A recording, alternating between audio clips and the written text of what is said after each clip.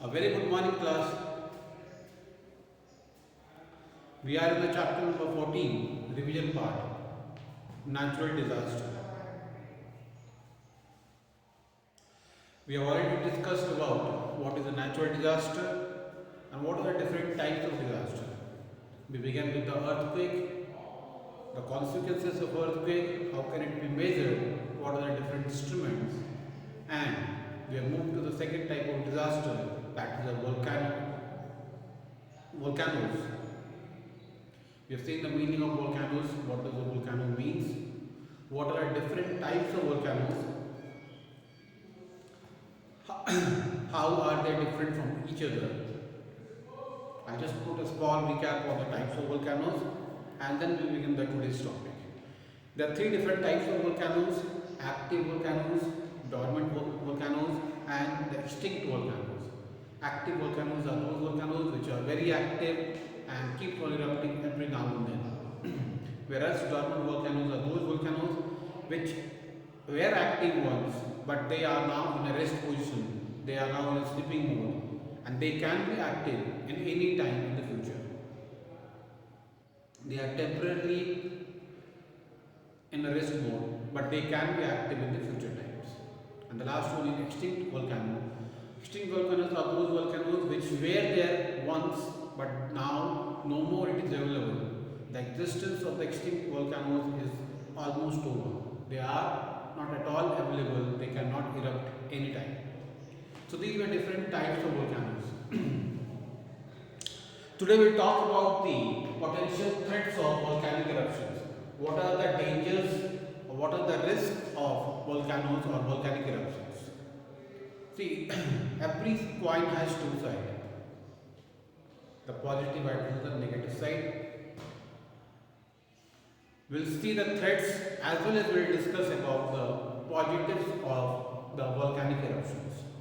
One positive point of the volcanic eruption is that whenever volcanoes erupt, whenever volcanic eruption takes place, it brings out the good material, good chemical from inside the earth which were lying in the crust of the earth or in the mantle part of the earth.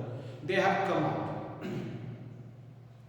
When the eruptions take place, those materials which were hidden inside the earth, beneath the earth, they have come out and they can be used for different purposes by the human beings. So that is one positive aspect of it. The dangers or the threats of the volcanic eruptions can be, sometimes it covers the whole of the area. The whole of the area gets submerged into the volcanoes only, which actually darkens the area or which does not make it suitable for the persons to survive. So we'll see the threats one by one. Page 193, potential threats of volcanic eruptions. The very first one is, material erupted from a volcano accumulates around the vent to form a low hill which grows up gradually with material added from later eruptions to form a volcanic cone. See, when in the beginning when it erupts from a vent or from a open surface of the earth, a small area is occupied like a hill. Later on, when the particles are added into it, it becomes like a volcanic mountain. It takes a huge shape. Second point is, sometimes volcanic eruptions take place along the fissures or cracks several kilometers long. As a result, extensive sheets of lava are spread to form a plateau. In Deccan region, the lava sheets are about 2000 meters thick. First, let me tell you where is the Deccan Plateau. It's basically found in Gujarat and Maharashtra. So what it says, sometimes the eruptions take place in such a big area, like for example, this is a city, and the circle is a city, and this is the part of the earth. All this is covered by the earth or the sphere. Okay, these layers of the sphere, the holes between that, sometimes it is so lengthy that the whole place is covered by the volcanic eruptions or the volcanoes, which actually creates a shading part for the town or the city. So it says sometimes volcanic eruptions take place along the fissures or cracks several kilometers long. Several kilometers. It can be up to the last extent or it can be to the